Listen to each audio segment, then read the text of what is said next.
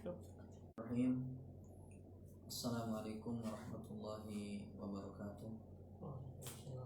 Innal hamdalillah nahmaduhu wa nasta'inuhu wa nastaghfiruh wa na'udzu billahi min syururi anfusina wa min sayyiati a'malina. May yahdihillahu fala mudilla lahu wa may yudlil fala hadiya lahu. Asyhadu an la ilaha illallah wahdahu la syarika lahu wa asyhadu anna Muhammadan 'abduhu wa rasuluh. Qala Allah Ta'ala ya ayyuhalladzina amanu taqullaha haqqa tuqatih wa la tamutunna illa wa antum muslimun. Amma ba'du fa inna asdaqal hadits kitabullah wa khairal huda huda Muhammadin sallallahu alaihi wasallam wa syarrul umuri muhdatsatuha fa inna kulla muhdatsatin bid'ah wa kulla bid'atin dhalalah wa kulla dhalalatin finnar. Alhamdulillah, ya mas sekalian, kembali kita bisa melanjutkan kajian kita, yakni kitab Al-Adabul Mufrad karya Imam Al-Bukhari rahimahullah. Yang mana kitab ini berisi hadis-hadis yang berkaitan dengan adab atau yang kita sebut dengan etika. Baik, di kesempatan ini kita membahas pada bab yang ke-105, yaitu babun man ahabba an yakuna abdan. Bab pembahasan tentang orang yang ingin menjadi budak. Haddatsana Ismail qala haddatsani Sulaiman ibnu Bilal an Yunus an Az-Zuhri an Sa'id ibn al-Musayyib an Abi Hurairah anna Rasulullah sallallahu alaihi wasallam qala al-'abdul muslimu idza adda haqqallahi wa haqqa sayyidihi lahu ajran. Walladhi nafsu Abi Hurairah biyadihi laulal jihadu fi sabilillahi wal hajju wa birru ummi la ahbabtu an amuta mamlukan. Telah mengajarkan kepada kami Ismail, dia berkata telah mengajarkan kepadaku Sulaiman ibnu Bilal dari Yunus, dari Az-Zuhri, dari Sa'id ibn al-Musayyib, dari Abu Hurairah bahwa Rasulullah sallallahu alaihi wasallam bersabda, seorang budak yang muslim apabila dia menunaikan hak Allah dan hak tuannya, ya, majikannya, lahu ajran, niscaya dia akan memperoleh 2 pahala. Lalu Abu Hurairah menuturkan, demi zat yang jiwa Abu Hurairah berada di tangannya, kalau seandainya tidak ada jihad di jalan Allah dan tidak ada haji serta berbakti kepada orang tua, niscaya aku ingin meninggal dalam kondisi menjadi budak. Jadi inilah jemaah sekalian, betapa mulianya seorang yang menjadi budak, ya. Kalau seandainya dia menunaikan hak Allah dan juga hak majikannya, niscaya dia di situ akan memperoleh 2 pahala. 1 pahala dikarenakan dia telah menunaikan hak Rabbnya, kemudian pahala yang kedua yaitu adalah dia telah menunaikan hak majikannya. Sampai-sampai di situ saking luar biasanya keutamaan menjadi seorang budak yang amanah tersebut, ya. Maka Abu Hurairah pun berharap kalau seandainya beliau itu, ya, meninggal, maka dia menjadi budak saja, ya, meninggal dalam kondisi menjadi budak saja. Kata Abu Hurairah, demi zat yang jiwa Abu Hurairah ada di tangannya, kalau seandainya tidak ada jihad di jalan Allah, tidak ada haji dan berbakti kepada orang tua, niscaya aku berharap mati dalam kondisi menjadi budak. Abu Hurairah radhiyallahu anhu, jemaah sekalian, beliau adalah orang yang sangat berbakti kepada orang tuanya. Sampai-sampai Al-Imam Az-Zuhri rahimahullah, beliau mengatakan, wa balaghana anna Abu Hurairah lam yakun yahujju hatta matat ummuhu li suhbatiha. Kata Imam Az-Zuhri, telah sampai kepadaku, ya, telah sampai kabar kepadaku bahwasanya Abu Hurairah, beliau dahulu tidaklah haji sampai ibunya itu sudah meninggal dunia dikarenakan Abu Hurairah menemani ibunya tersebut. Artinya merawatnya, ya, mengurus ibunya dan seterusnya. Sehingga Abu Hurairah tidak sempat untuk berhaji kecuali ibunya sudah meninggal dunia. Ya, karena ketika ibunya semasa hidupnya itu, maka Abu Hurairah sibuk untuk mengurus ibunya. Baik, sehingga faedah yang bisa diambil dari hadis ini jemaah sekalian, yang pertama yaitu adalah tad'ifu ajril abdi alladhi huwa muhsinun fi ibadati rabbih nasihun li sayyidihi. Faedah yang pertama yaitu adalah pahala yang berlipat ganda bagi seorang budak yang dia itu bersikap baik dalam beribadah kepada Rabb-nya dan dia tulus berkhidmat kepada majikannya. Nah ini, sehingga di situ seorang budak ini mendapatkan dua pahala tadi, makanya itu dikarenakan dia itu telah menunaikan hak Allah dengan baik, ya, beribadah kepada Allah dengan baik, kemudian dia pun juga berkhidmat, ya, meladeni, istilahnya melayani majikannya dengan baik. Nasihun li sayyidihi, dia tulus dalam melayani majikannya dengan baik. Kemudian faedah yang kedua dikatakan di sini ada uhaqqillahi bi ayyubadallaha wahdahu wa la yusyriku bihi syai'a. Ya, menunaikan hak Allah adalah dengan melaksanakan ibadah hanya untuk Allah semata dan tidak ada sekutu bagi Dia. Ini adalah hak Allah yang harus ditunaikan oleh setiap manusia. Yaitu manusia mereka harus beribadah kepada Allah dengan tidak menyekutukannya dengan apapun. Hal ini berdasarkan hadis Mu'ad tatkala Nabi SAW bertanya kepadanya, "Atadri ma haqqullahi 'alal ibadi wa ma haqqul ibadi 'ala Allah?" Kata Rasulullah kepada Mu'ad, "Apakah kamu tahu apa hak Allah yang harus ditunaikan oleh manusia dan apa hak manusia yang harus ditunaikan oleh Allah?" Summa bayyana sallallahu alaihi wasallam. Kemudian Nabi sallallahu alaihi wasallam jelaskan, "Anna haqqallahi ta'ala an yu'bada wahdahu wa alla yushraka bihi syai'a." Kata Nabi sallallahu alaihi wasallam, sesungguhnya hak Allah, ya, hak Allah yaitu adalah Allah disembah dan tidak disekutukan dengan apapun. Itu adalah hak Allah yang harus ditunaikan oleh manusia.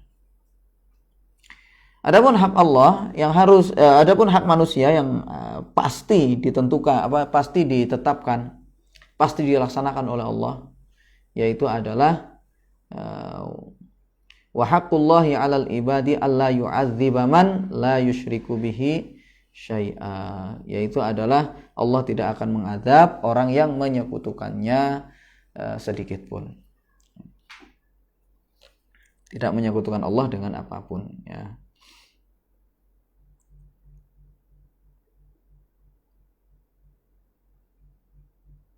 Baik, kemudian faedah berikutnya jemaah sekalian, yaitu adalah fardul jihadi wal haji laisa bimafrudaini 'alal mamluk.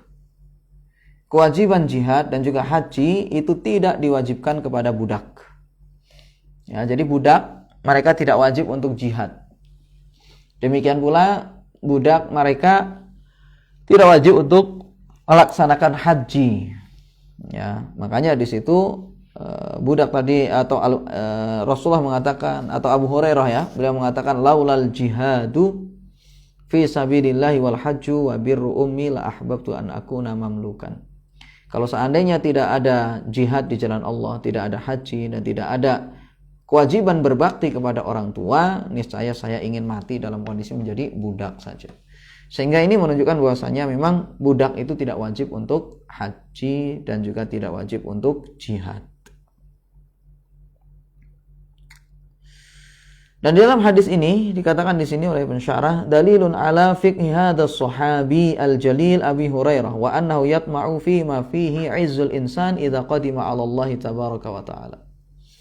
Dalam hadis ini terdapat dalil atas faqihnya seorang sahabat yang mulia, yaitu adalah Abu Hurairah, bahwasanya dia betapa serius, betapa dia itu semangat sungguh-sungguh untuk mencari apa yang manusia itu mulia tatkala datang kepada Allah karenanya. Nah ini, jadi Abu Hurairah nih, lihat ya mas kalian betapa semangatnya dia itu untuk menjadi manusia yang paling mulia di hadapan Allah Subhanahu wa taala. Dan ini menunjukkan juga bahwasanya seorang itu hendaknya dia pandai-pandai mencari amalan terbaik di hadapan Allah. Jadi bukan bukan hanya sekedar amalan itu banyak sebenarnya ya. Bukan hanya sekedar amalan itu berat ya, tetapi hendaknya seseorang itu mencari amalan yang paling membuat dia itu mulia di hadapan Allah. Mana dari sekian amal itu yang paling dicintai, dan orang itu tentunya akan mencari waktu yang paling tepat. Ya, dia akan mencari waktu yang paling tepat dalam melaksanakan ibadah tersebut. Seperti misalnya jemaah sekalian, setelah azan orang boleh baca Al-Qur'an. Setelah azan misalnya orang membaca Al-Qur'an boleh. Tetapi mana yang lebih dicintai oleh Allah antara membaca Al-Qur'an dengan bersolawat ketika setelah azan? Ya, antara azan dan iqamah ini ya. Ya, orang sambil menunggu sholat baca Al-Quran boleh. Tetapi bagaimana kalau seandainya seorang itu bersolawat? Maka tentunya solawat itu lebih mulia. Karena itu memang momen untuk bersolawat pada saat itu. Apalagi Nabi SAW ajarkan, ya, agar supaya manusia ini bersolawat, ya, antara azan dan iqamah ya. Jadi setelah azan. Kemudian juga amalan-amalan yang lain ya, seperti misalnya seseorang ketika dia mengerjakan sholat tahiyatul masjid atau mungkin sholat rawatib qobliyah ya, qobliyah zuhur misalnya. Ketika seorang ini mengerjakan sholat ya, baru dia bertakbir misalnya ya, kemudian ternyata sudah dikumandangkan iqamah. Ya, sudah dikomandangkan iqamah. Jadi dia misalnya sudah Allahu Akbar, kemudian tiba-tiba iqamah. Maka sebenarnya dia bisa saja mempercepat sholatnya tersebut sampai selesai. Boleh menurut pendapat yang kuat. Ya, dia lanjutkan sholatnya itu. Namun ada yang lebih baik, yaitu adalah dia berusaha untuk bertakbir bersama imam. Ya, jadi kalau seandainya dia melanjutkan sholat tadi itu, ya, dia terlalu lama, dikhawatirkan terlalu lama sholatnya misalnya, sehingga telat untuk mendapatkan takbirnya imam, maka hendaknya dia batalkan saja sholatnya tersebut, kemudian segera menuju shaf dan dia bisa bertakbir dengan imam dari awal. Nah ini, jadi seperti itu. Ya, jadi dari sekian amal itu semuanya boleh dikerjakan, tapi hendaknya kita ini cari dari semua amal itu mana yang paling dicintai oleh Allah.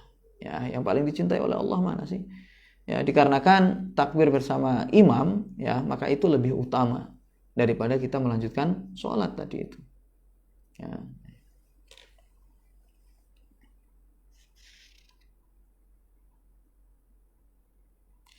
Apalagi Nabi kita SAW juga bersabda, "Idza uqimatis shalah fala sholata illa al-maktubah." Apabila sholat itu sudah diiqamati, maka tidak ada sholat kecuali sholat wajib.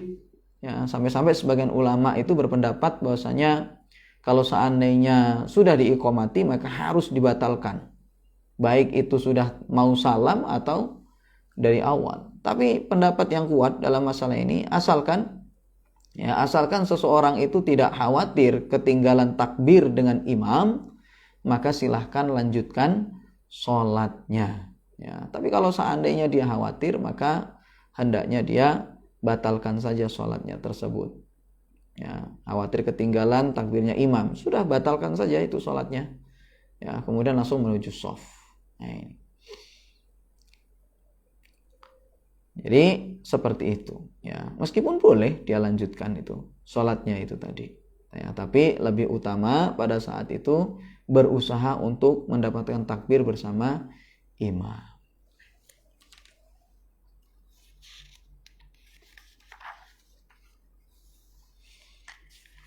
Baik, kemudian berikutnya jemaah sekalian yaitu adalah bab yang ke-106. Babun la yaqulu abdi. Bab pembahasan tentang janganlah mengatakan ini hambaku, ya. Abdi. Pada hadis yang ke-209, haddatsana Muhammad ibnu Ubaidillah qala haddatsani ibnu Abi Hazim anil Ala an abihi an Abi Hurairah anin Nabi sallallahu alaihi wasallam qala la yaqul ahadukum abdi amati kullukum abidullahi wa kullu nisaikum imaullahi wal yaqul gulami jariyati wa fataya wa fatati. Telah mengajarkan kepada kami Muhammad bin Ubaidillah, dia berkata telah mengajarkan kepadaku Ibnu Abi Hazim dari Al-Ala, dari ayahnya, dari Abu Hurairah, dari Nabi SAW. Beliau bersabda, janganlah seorang di antara kalian mengatakan hambaku, ya, hambaku yang laki-laki dan hambaku yang perempuan. Kullukum abidullah, semua dari kalian itu adalah hambanya Allah. Wa kullu nisaikum ima'ullah, semua dari istri-istri kalian itu adalah hamba Allah. Ya, orang-orang wanita di antara kalian itu adalah hamba Allah. Wal yaqul gulami jariyati wa fataya wa fatati. Tapi katakan saja kalau yang laki-laki gulami, kalau yang perempuan jariyati, ya, atau fatati, ya, atau fataya, ya, fataya atau fatati yang perempuan, ya. Untuk yang laki-laki fataya, kemudian yang perempuan fatati. Baik. Jadi singkatnya, hendaknya kita itu jangan mengatakan ini adalah hambaku, tapi katakan ini adalah pelayanku. Nah, maka itu lebih bagus daripada seorang itu mengatakan ini adalah hambaku, ya, abdi, ya. Jadi dikatakan dalam hadis ini, ya, semua orang itu hambanya Allah, abdnya Allah, ya, hambanya Allah. Jadi tidak layak kalau seandainya seorang mengatakan ini adalah hambaku, ini adalah abadku, ya.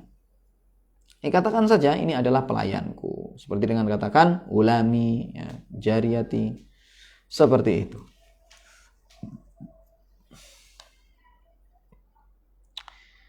Baik, kemudian jemaah sekalian, faedah bisa diambil dari hadis ini yaitu adalah larangan bagi seorang majikan, larangan bagi seorang yang dia menjadi majikan untuk mengatakan kepada budaknya abdi wa amati. Ini adalah budakku, ini adalah hambaku, ya. Abdi, ini adalah hambaku. Kenapa demikian? Dikarenakan hakikat penghambaan itu hanyalah kepada Allah Subhanahu wa taala. Ya, hakikat penghambaan itu adalah hanya kepada Allah Subhanahu wa taala. Tidak ada yang berhak, ya, untuk diibadahi, kita menjadikan diri kita sebagai hamba kecuali hanya kepada Allah Subhanahu wa taala.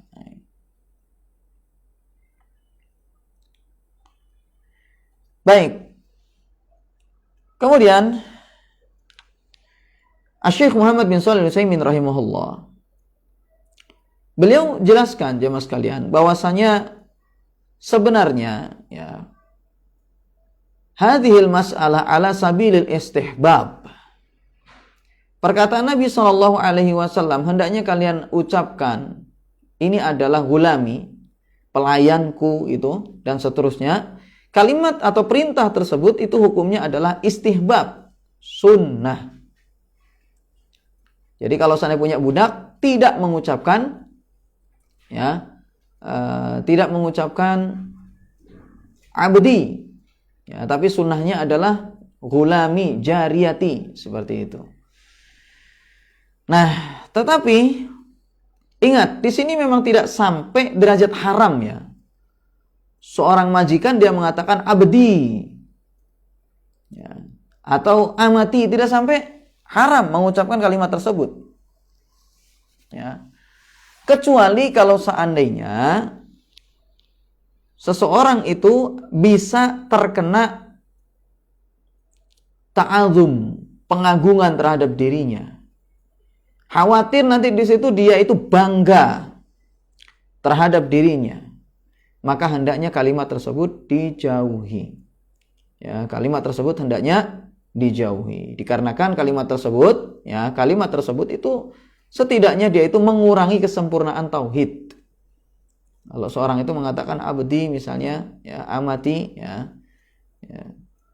Karena itu ada pendorong juga di situ ya untuk ya merusak tauhid seseorang, ya. Jadi ada potensi di sana itu mengurangi tauhid seseorang.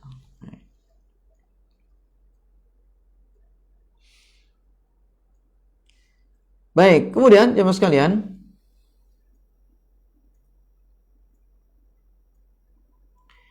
faedah berikutnya yaitu adalah hendaknya seseorang itu memilih kalimat-kalimat, ya, memilih kalimat-kalimat yang kalimat-kalimat tersebut terhindar dari sikap mengagungkan diri.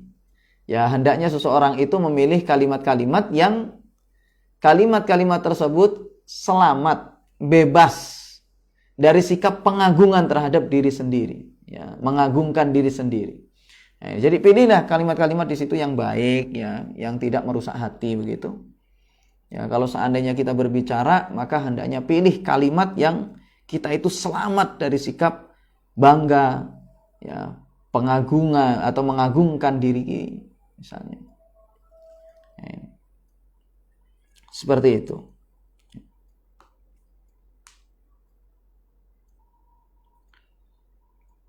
Kemudian faedah berikutnya yaitu adalah seorang ketika dia memiliki budak dan dia misalnya ingin menyebut budaknya tersebut, maka hendaknya dia mengatakan ulami, pelayanku, ya, fataya, jariyati, wa fatati, kayak gitu.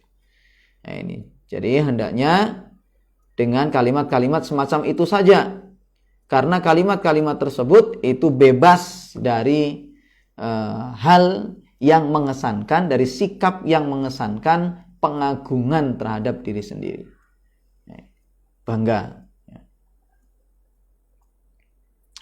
Kemudian faedah berikutnya jemaah sekalian, seorang ketika berbicara hendaknya dia itu memakai adab yang baik, ya, dengan kalimat-kalimat yang layak, ya, jauhi kalimat-kalimat yang tidak layak.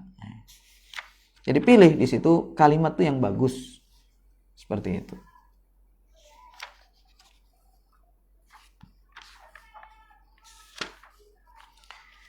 Kemudian jemaah sekalian, bab berikutnya yaitu adalah bab yang ke-107. Babun hal yaqulu sayyidi. Bab pembahasan tentang apakah seorang budak mengatakan sayyidi. Ini adalah majikanku, ya, sayyid.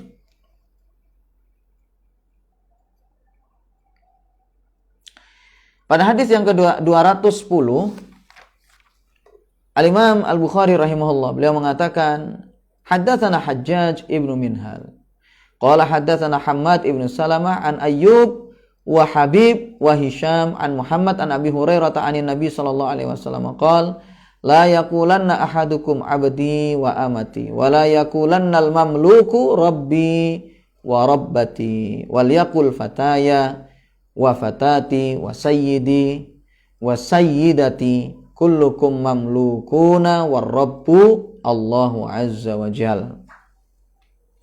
Telah mengajarkan kepada kami Hajjaj bin Minhal, dia berkata, telah mengajarkan kepada kami Hammad bin Salamah dari Ayyub dan Habib dan Hisham dari Muhammad dari Abu Hurairah dari Nabi sallallahu alaihi wasallam, beliau bersabda, janganlah seorang di antara kalian, ya, janganlah seorang di antara kalian mengatakan abdi wa amati, hambaku, wala yaqulanna al-mamluku rabbi wa rabbati. Jangan pula seorang budak, ya, dia mengatakan Rabbi itu adalah Robku, wa Rabbati, ya, sama. Jadi dengan mengatakan itu adalah Robku, ya, kalau untuk yang laki-laki, kalau untuk yang perempuan dia adalah Rabbati. Nah, jangan mengatakan semacam itu budak itu. Wal yakul fataya wa fatati. Tapi hendaknya seorang budak itu dia mengatakan fataya wa fatati. Ya, atau hendaknya seorang majikan itu mengatakan fataya wa fatati. Kemudian seorang budak itu hendaknya mengatakan sayyidi wa sayyidati. Ya. Jadi perhatikan di situ ya, budak atau majikan hendaknya mengatakan fataya, fatati, tapi seorang budak mengatakan sayyidi wa sayyidati. Kullukum mamlukuna war-rabbu Allahu azza wa jalla. Semua dari kalian itu adalah mamluk, dikuasai. Semua dari kalian itu di hadapan Allah itu budak. War-rabbu Allahu azza wa jalla. Sedangkan Allah itu adalah sedangkan Rabb itu adalah Allah azza wa jalla. Ya, jadi pengatur alam semesta ini adalah Allah. Penguasa alam semesta itu adalah Allah. Baik, faedah yang bisa diambil dari hadis ini jemaah sekalian, an-nahyu lil mamluki an yaqula li sayyidihi rabbi. Larangan ya bagi seorang budak untuk mengatakan kepada majikannya rabbi. Ya, Robku. Kenapa demikian? Li anna rububiyyata innama haqiqatuha lillahi rabbil alamin. Dikarenakan rububiyah, pengatur alam semesta ini hakikatnya yaitu hanyalah Allah ya. Jadi Allah lah yang pengatur. Jadi jangan mengatakan seorang budak itu kepada majikannya Robbi. Rob itu kan artinya pengatur ya. Kenapa? Dikarenakan hakikatnya pengatur itu adalah Rabbul Alamin, yaitu Allah Subhanahu wa taala.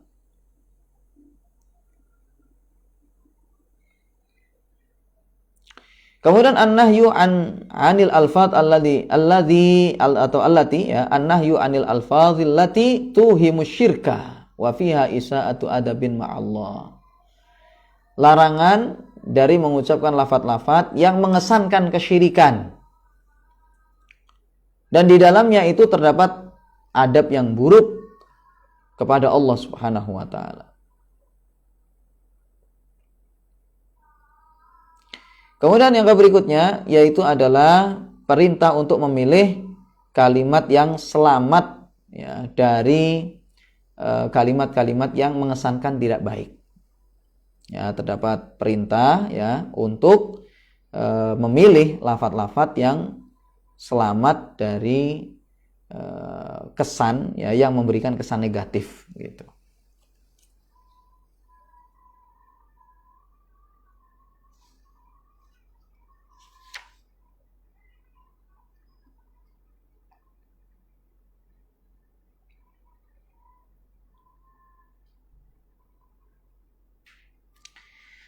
Baik, untuk mengucapkan kalimat sayyidi di sini katanya intinya dari hadis ini memang diperbolehkan dalam hadis ini. Ya, jadi yang dilarang itu adalah seorang budak boleh ya mengucapkan sayyidi, sayyidati, tapi kalau mengucapkan robbi wa robbati itu yang terlarang. Baik, hadis terakhir jemaah sekalian. Hadis yang ke-211.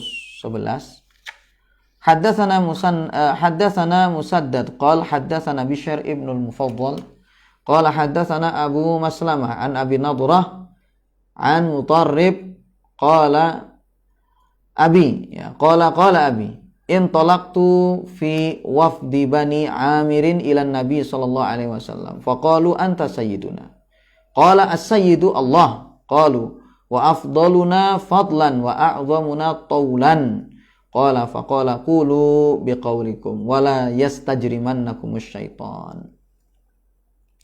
Telah mengajarkan kepada kami Musaddad, dia berkata telah mengajarkan kepada kami Bishr ibnul Mufaddal, dia berkata telah mengajarkan kepada kami Abu Maslamah dari Abi Nadrah dari Mutarrif, dia berkata ayahku ya, aku menemui utusan Bani Amir kepada Nabi sallallahu alaihi wasallam.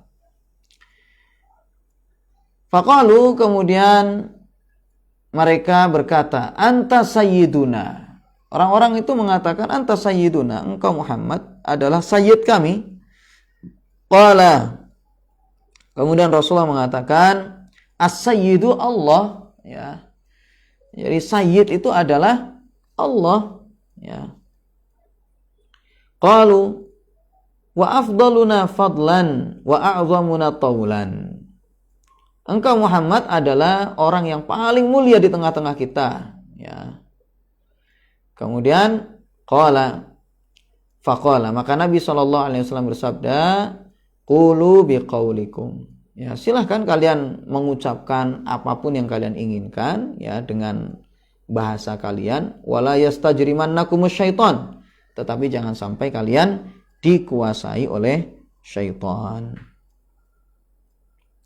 Dikatakan oleh pensyarah di sini jamaah sekalian, wa hadzan nahyu munsabun 'alal ladzi yukhsha 'alaihi an yata'azama fi nafsihi 'inda mukhatabatihi bi lafdhi sayyidun wa yahtaqiral akharin. Wa amma idza lam yakun kadzalika wastada'al maqamu an yu'abbira anhu bi kalimati sayyidin fala haraja fi dzalika. Larangan ini mengucapkan sayyid ya. Larangan ini adalah kepada orang yang dikhawatirkan dia itu akan mengagungkan dirinya sendiri kalau dipanggil sayyid. Ya, jadi sehingga orang yang berbicara itu hendaknya dia jangan mengucapkan kalimat tersebut. Ya. Jadi di situ kalau seandainya khawatir nanti justru yang mengucapkan yang dipanggil sayyid itu dia akan membesar, ya, istilahnya? Dia sombong begitu, meremehkan orang lain, maka jangan panggil orang dengan kalimat sayyid. Kamu itu adalah tuan saya. Tuan, ya. Baik, tapi kalau seandainya seorang itu tidak dikhawatirkan semacam itu, jemaah ya, jadi dia kalau seandainya dipanggil sayyid misalnya, dia juga tidak ada tidak ada kekhawatiran, tidak dikhawatirkan dia akan sombong, ya, tidak dikhawatirkan meremehkan orang lain, maka boleh bagi seseorang memanggil kawannya atau orang yang dia muliakan misalnya dengan sayyid, ya. Ini adalah tuan atau sang mulia gitu ya. Yang mulia gitu. Kurang lebih begitu. Dan juga dalam hadis ini terdapat larangan untuk berlebih-lebihan dalam memuji, ya. Terdapat larangan berlebih-lebihan dalam memuji, dan hendaknya seseorang ketika berbicara itu dengan kalimat yang wajar saja. Seperti itu, ya, dengan kalimat yang wajar. Kalau manggil orang itu dengan yang wajar saja. Baik, demikian jemaah sekalian, wallahu taala alam, semoga bermanfaat ya. Wassallallahu ala nabiyina Muhammad wa ala alihi wasallam. Assalamualaikum warahmatullahi wabarakatuh.